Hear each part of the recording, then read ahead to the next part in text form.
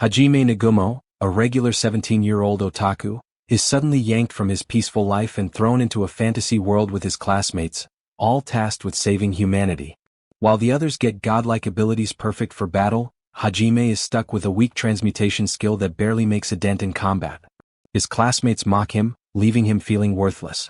Things take a dark turn when he's betrayed during an expedition in the Great Orcus Labyrinth and cast into a bottomless abyss. Surviving the fall is just the start of his nightmare, as he's surrounded by terrifying monsters and endless misfortunes. But Hajime isn't one to give up. Determined to survive and find a way back home, he begins his struggle for life, and that's when he meets you, a trapped vampire who has her own reasons for wanting to escape. Together with you and a few unexpected allies, Hajime's journey takes a wild turn as he slowly transforms from an average nobody to the world's strongest. If you're loving this story, make sure to hit that like button, share it with your friends, and don't forget to subscribe for more epic adventures. The story kicked off with two classmates heading toward Nagumo, their footsteps echoing as they approached his desk. Without warning, they slammed it, shaking him from his sleep. One of them, Himaya, was a familiar face. He was known for relentlessly bullying Nagumo, always looking for a chance to mock him. That day, he took aim at Nagumo's constant state of tiredness, making fun of his late-night habits. Nagumo, as usual, brushed off the teasing, showing no sign of caring. But then, out of nowhere, Kaori stepped up. With her calm and graceful manner, she sat beside him and gently reminded him of the importance of being on time. Her voice, soft yet firm, carried a subtle weight. Kaori, admired by everyone as one of the school's twin beauties, seemed to share a strange and unexplained bond with Nagumo. Even Nagumo couldn't quite figure out why she was so close to him, but there's no denying it. There was something between them that no one else seemed to understand. Despite the fact that her friends, who were pretty famous at school, didn't really like him, she stuck by Nagumo's side, insisting on being with him. But everything changed in an instant. Just as the tension was brewing, their teacher, Aiko, walked in and told the class to settle down. The next moment, a blinding white light erupted from the floor, and before they could even process what was happening, the class was transported to a whole new world. They had been summoned by the god Ihet as chosen heroes, destined to fight demons and save humanity, which was on the brink of extinction. Captain Meld, the leader of this new world, briefed them on their roles, explaining the status plates and the classes they had been assigned. Apparently, the combat class was the most prestigious in this world, and only 10 out of every 10,000 were lucky enough to receive it. Kaori, much to her surprise, got the healing class, a rare and powerful choice. But luck was not on Nagumo's side. He was assigned a pretty plain synergist class, nothing special. Himaya, one of the popular kids who had been teasing him, laughed at his low rank in this new world. As the story unfolded, we began to wonder, would Nagumo's life finally take a turn for the better in this strange new world? Or would he keep facing the same challenges and struggles as always? Only time would tell. Later, our lowly MC Hajime Nagumo, who is good at literally nothing, suddenly wakes up in the treacherous world of the Great Orcus Labyrinth, a place teeming with monstrous creatures. Struggling to grasp the full scope of his dangerous situation, Nagumo was weighed down by the constant threat of death as he searched for any possible way out. Despite his deep reflections, he couldn't seem to make sense of what was happening to him. In the midst of this confusion, Nagumo's attention was caught by a seemingly harmless bunny nearby. But as he watched, the bunny revealed its true, terrifying nature. It was a monster. With shocking ease, the bunny annihilated two other monsters with a fierce barrage of attacks. After devouring them, it turned its hungry gaze toward Nagumo. Just as the two were about to clash, a much larger predator arrived and killed the bunny, feasting on its remains. Panicking, Nagumo attempted to flee, but the enormous bear that had killed the bunny noticed him and began chasing him down. Despite his desperate efforts, Nagumo's escape failed when the bear viciously attacked him, tearing off one of his arms. Bloodied and in pain, Nagumo realized his only chance of survival was to fight back. Summoning his transmutation powers, which allowed him to reshape objects, he desperately used them in repeated bursts to create weapons and shields to fend off the bear.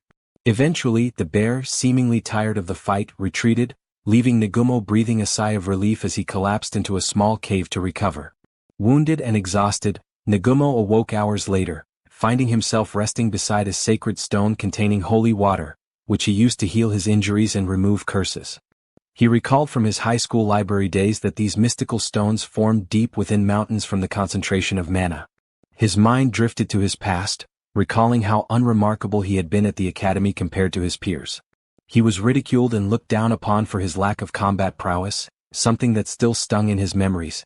As Nagumo continued his journey deeper into the labyrinth, flashes of his past life surfaced. He began to piece together the events that had led him to this harsh world, realizing that his current predicament was tied to much more than just bad luck. It was the result of forces beyond his control. 70 days ago, Nagumo and his companions ventured into the perilous Great Orcus Labyrinth, unaware of the dangers that awaited them. As they navigated the treacherous terrain, Nagumo found himself struggling against a fearsome monster. In a moment of desperation, Hajime Nagumo, a classmate, came to his aid, highlighting just how much he needed to step up his game in this ruthless environment. After Emma's intervention, Shirasaki, another teammate, checked on his well-being, reminding him that they had no choice but to keep moving forward. Their journey soon led them to a remarkable discovery, a glance crystal, a rare gemstone prized throughout the kingdom for its beauty. However, the crystal turned out to be a deceptive trap. Upon touching it, they were transported to a dangerous, monster-infested space, where the situation quickly became dire. Kaori, Captain Meld, Shizuku, and the rest of the group rallied together to fend off the demonic horde, but their combined efforts proved ineffective against the overwhelming power of the creatures. Desperate for a way out, the group cast a divine protection spell, hoping it would shield them from harm. Unfortunately, even this powerful defense began to weaken under the relentless assault. In the midst of the chaos, Nagumo used his transmutation ability to fight back, creating barriers and weapons to repel the monsters and buy his classmates time to cross a narrow bridge. But just as he turned back to leave the abyss with the rest of the group, an unexpected betrayal occurred. One of his teammates launched a direct attack on him, knocking him off balance. Struck by the assault, Nagumo fell from the bridge's edge, and as the monsters continued to attack, the bridge was destroyed, sending him plummeting into the labyrinth's unfathomable depths. On the edge of death and feeling completely betrayed by his classmates, Nagumo couldn't help but wonder why he even bothered training in the cursed Great Orcus Labyrinth. But determination kicked in, and he decided that he wasn't going down without a fight. With no food in sight, he started hunting monsters for sustenance and managed to trap 2 wolf monsters. As he ate their flesh, he felt a strange sensation from the wolf's blood, but somehow he pulled through and survived. Curious about his progress, Nagumo checked his status plate and was shocked to see that his level had risen. To his surprise, he had gained new abilities connected to lightning and the traits of wolves. Harnessing his newfound power, he used his transmutation skills to create a revolver-like weapon called Donner, crafting bullets out of stones and firing them with deadly precision. With his upgraded abilities, Nagumo took on a bunny monster, easily defeating it and gaining even more strength. But his real test came when he faced off against the bear once again, eager to settle the score from their last brutal encounter. The bear roared in fury, charging at him with a series of attacks, but Nagumo was calm and prepared, dodging the bear's blows with ease. With sharp focus, Nagumo lined up his shots and delivered a precise bullet straight to the bear's arm, shattering it.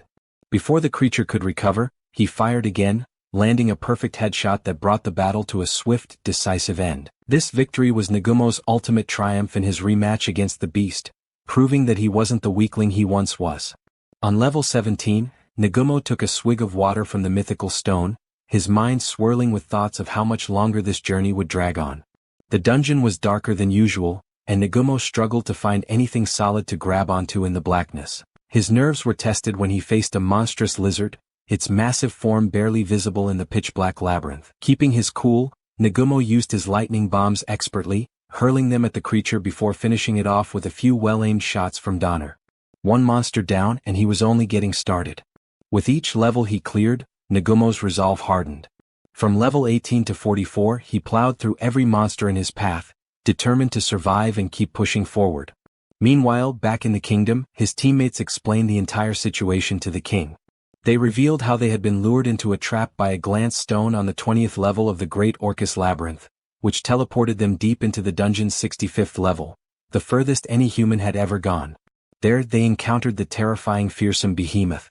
The king listened gravely, reminding them that their presence in this world was part of a deal. The loss of God's chosen hero had to be kept a secret, and they were forbidden from telling anyone about the incident. Back in the labyrinth, Shizuku cared for Kaori, who was still reeling from the trauma. Kaori recalled the moment when Nagumo was struck by a spell while trying to rejoin them on their way back to the kingdom. She remembered the horror of watching him fall into the depths of the dungeon, leaving her with nothing but a gnawing sense of dread about what would become of him. When Cookie challenged Captain Melt's decision, Shizuku firmly sided with her captain, believing his actions were necessary and justified. But as her mind raced with conflicting thoughts, Shizuku set herself up on the lawn to practice, trying to clear her head. As she trained, her mind drifted back to their arrival in this world, where they had been summoned by the god of worship to fight against the demons and their monstrous allies. Pop Ishtar had given them a briefing on the world's races: humans, demons, and beast men. For decades, humans had been struggling to survive against the demons, who controlled the monsters and had pushed humanity to the brink of extinction. The war had ravaged their existence, leaving them on the edge of collapse. Shizuku remembered how they had all chosen this dangerous path, guided by their teacher from Earth, unsure of the fate that awaited them. As her thoughts wandered, Shizuku began to suspect Hayama, another teammate who had always been at odds with Nagumo. She wondered if his hostility stemmed from jealousy, but she quickly brushed the thought aside, focusing on more immediate concerns. Inside, Kaori slowly regained consciousness after 5 long days. Disoriented and panicked, the first thing she asked was about Nagumo. Shizuku hesitated, trying to divert her questions, but Kaori's persistence broke through her defenses. Reluctantly, Shizuku told her about Nagumo's tragic fate. Upon hearing the news, Kaori collapsed in grief, her heartbroken plea to return to the dungeon echoing in the room as she begged Shizuku to bring her back to the place where she had lost him. On the other side of the dungeon, Nagumo presses forward, unaware of just how deep he's gone. He's descended 50 levels from where he started, but his focus is sharp, and his curiosity piqued. He stumbles upon a Pandora's box-like structure, with closed doors deep within the labyrinth. Intrigued, he wonders what could be hiding inside. Using his transmutation skills, he attempts to open the gates, but fails spectacularly. His failure triggers a terrifying response. Monstrous guardians appear, ready to rip him apart. But Nagumo has evolved far beyond his former self. With newfound strength and deadly precision, he takes down the monsters using his powerful Donner shots. As they fall, he discovers something unexpected. The monsters were guarding a key hidden within their bodies. Behind the door, Nagumo finds a girl sealed inside a stone prison. At first, he had hoped for something that might aid him in his journey, but the sight of the girl disappoints him. He turns to leave, but her voice stops him. She begs for his help, revealing that she's been betrayed by her own people. The girl, who introduces herself as a vampire, explains that she was sealed away by her uncle and his ministers, afraid of her immortality and rapid healing powers. Moved by her story, Nagumo uses his powers to break the stone, freeing her. As she steps out, her natural form unfolding,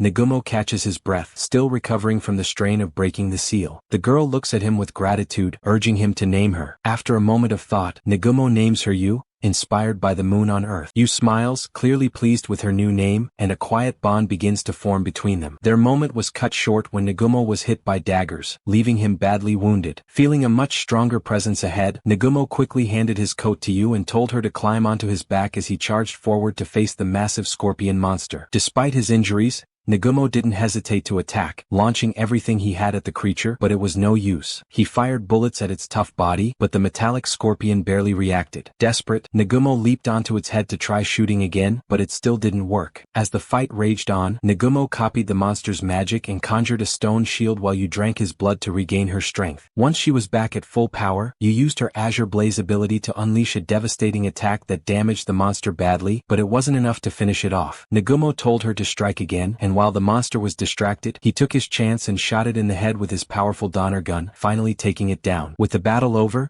Yu couldn't help but ask why Nagumo didn't just run and save himself. He answered with a smirk, saying that he preferred facing challenges head-on now. Running away just wasn't his style anymore. After the battle, Yu shared a surprising truth about her regenerative powers, explaining that all the labyrinths in this world were created by mavericks.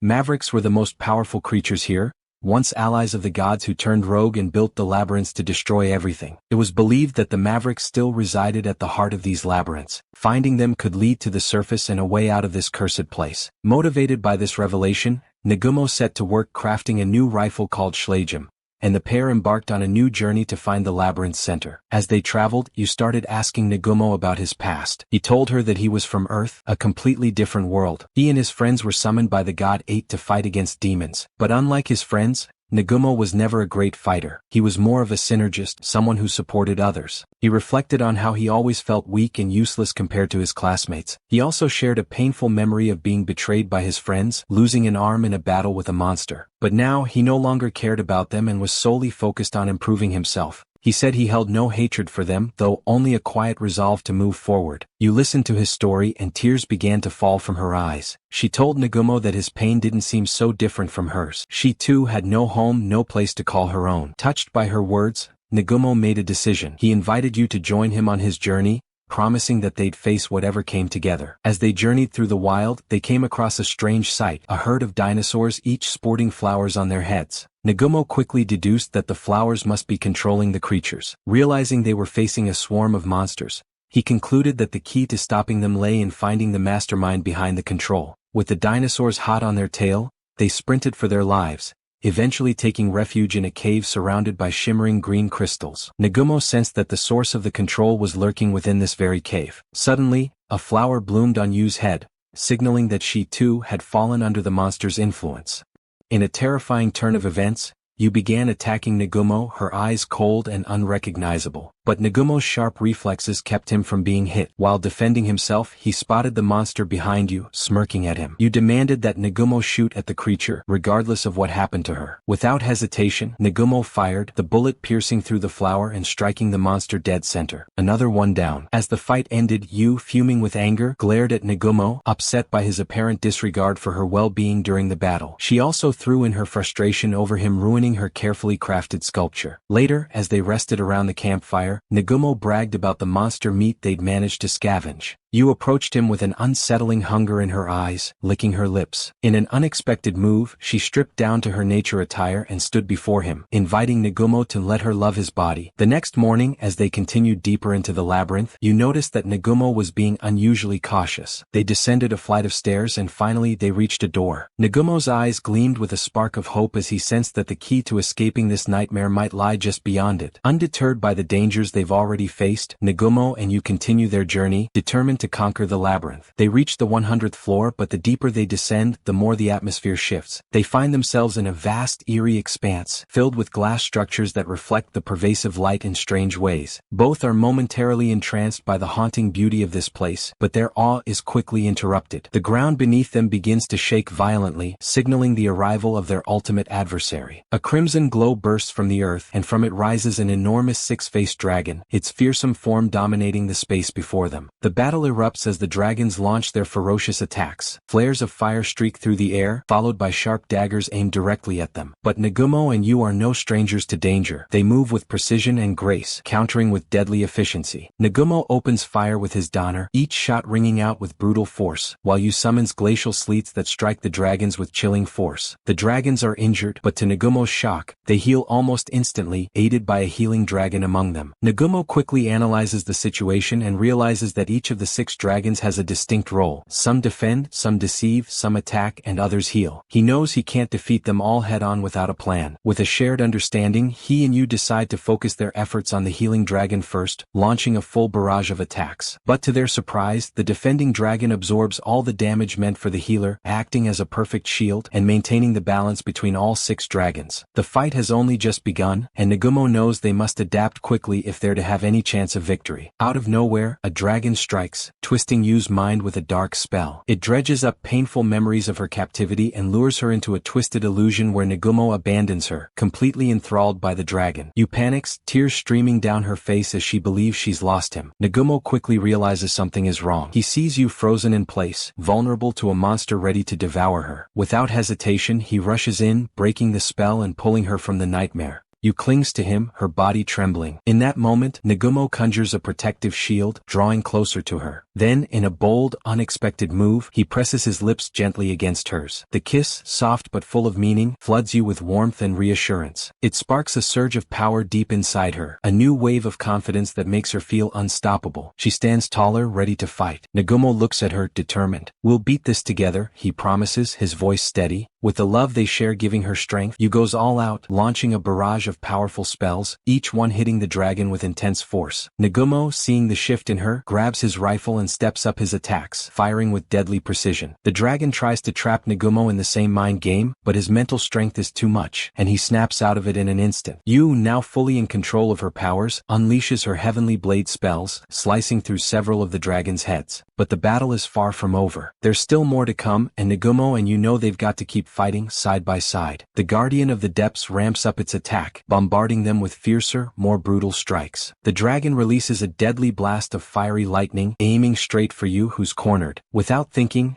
Nagumo leaps into the line of fire, throwing himself in front of her to shield her from the blast. His selfless act takes a heavy toll, leaving him battered and collapsing at Yu's feet, his body wrecked with injuries. Amid the chaos and with desperation driving her, Yu grabs her weapon and takes aim at the relentless beast, but her shots barely make a dent. The dragon, undeterred, keeps coming at them with brutal force, not even slowing down. The Guardian summons a storm of searing daggers, raining down on them like a deadly hailstorm. As the battle drags on, it becomes painfully clear that victory is slipping away from them. In a heart-wrenching moment, Yu finds herself on the ground, feeling the weight of defeat. She's ready to give in, thinking it's the end. But then she feels herself being lifted, and to her surprise, she wakes up in Nagumo's arms. Somehow, he's regained his strength, and together, they find a rhythm in their attacks. With newfound determination, they strike as one, cornering the monster and finally bringing it down in a victorious blow. Exhausted but triumphant, Nagumo collapses into Yu's arms. Just then, the door before them creaks open, revealing the path to the heart of the Maverick's lair. On the other side, Aiko clashes with Pope Ishtar, furious over his decision to send the students back into the dungeon. She argues that they're still reeling from the loss of their friend, and sending them back now is like throwing their lives away. Pope Ishtar counters that only those willing to fight should go, and with a final, fiery glare, Aiko storms off, swearing to do whatever it takes to protect the students. The following morning, Nagumo woke with a start, his eyes snapping open to an unfamiliar sight. He was lying in a bed, and for a moment he couldn't understand how he ended up there. His mind raced as he wondered why there was a bed in the middle of the wilderness, but his shock deepened when he turned to his side and saw Yu lying next to him,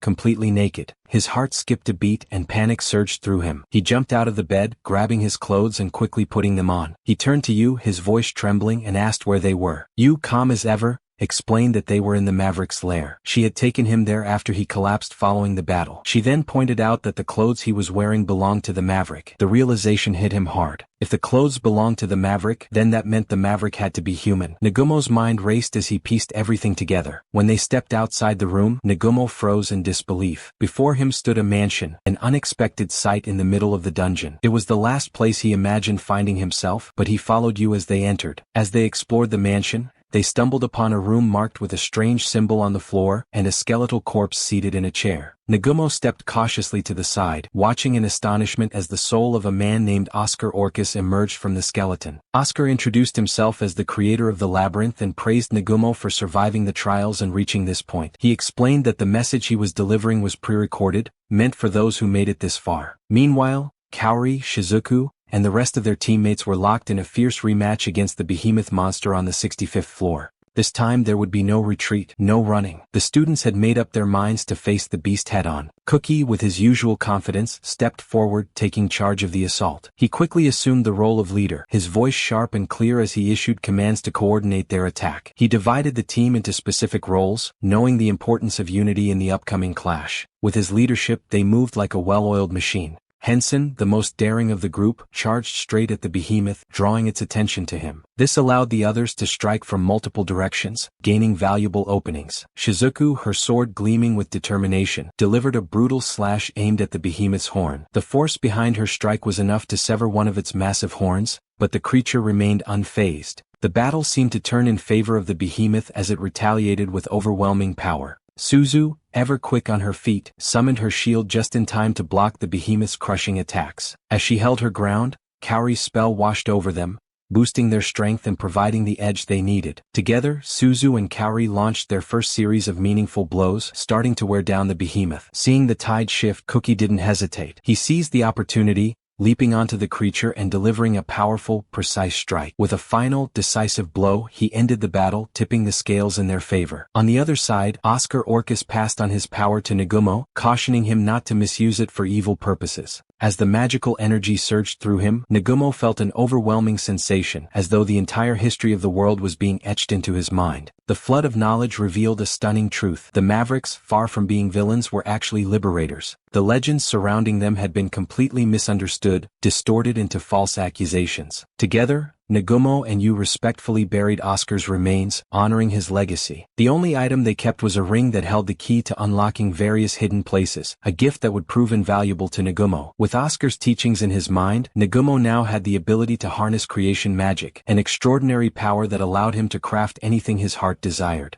Eager to explore his newfound abilities, Nagumo and Yu spent their days experimenting with different skills. Nagumo, fascinated by the possibilities, created a variety of weapons to aid in future battles. He also began consuming monster meat, drawing on its unique properties to further enhance his strength. Despite the allure of raiding other labyrinths, Nagumo made a conscious decision to focus on honing his abilities for the challenges ahead. Months of intense training followed, each day sharpening his skills and fortifying his resolve. By the end of this rigorous period, Nagumo felt prepared, his body and mind ready to face the dangers that awaited him. Nagumo turned to Yu, his voice heavy with warning. He told her that the path they were on was dangerous, with death lurking around every corner. He reminded her that their actions could spark a firestorm, drawing the wrath of not just the church and the kingdom, but possibly even the gods themselves. The weight of his words was clear. This was no easy road, but Yu wasn't shaken. Her gaze met his, strong and unwavering. She had made her choice, and nothing was going to change that. While Shia nervously waited, a terrifying monster suddenly appeared, sending a wave of panic through her. Fear for her life gripped her, and she ran, hoping to find help. Just when it seemed all was lost, Hajime and Yu arrived, causing the monster to retreat in haste. Shia let out a breath of relief as her allies appeared, but her relief quickly turned to confusion when Hajime and Yu, seemingly indifferent, simply walked away without acknowledging her. The tension in the air shifted when the monster reappeared in front of Hajime. Without missing a beat, Hajime drew his gun and, with shocking accuracy, took down the creature with 2 quick shots. Shia, still shaken but grateful, finally gathered the courage to introduce herself. She explained that she was the eldest daughter of the Halia Beast tribe and urgently needed their help. She wasted no time launching into her plea, explaining that she had been exiled from her home, which had since fallen victim to a vicious monster attack. Shia then revealed her rare ability to manipulate mana, a skill uncommon among her tribe. What truly set her apart, however, was her mastery of future sight, a special magic that allowed her to glimpse possible future events. As she laid out her story, Shia passionately begged Hajime for help in saving her tribe. Hajime, skeptical at first, finally asked what he would gain from helping her. Shia, not missing a beat, pointed out that the area he planned to enter was shrouded in thick fog. She offered herself as a guide, a native of the Sea of Trees, knowing the terrain better than anyone. Her knowledge could be the key to navigating the dangers ahead. Yu suddenly spoke up, suggesting that bringing Shia along as a guide would be a smart move. Hajime gave a quick nod of agreement, and with that, the trio plunged into the forest. Together, they tore through one monster after another, barely breaking a sweat.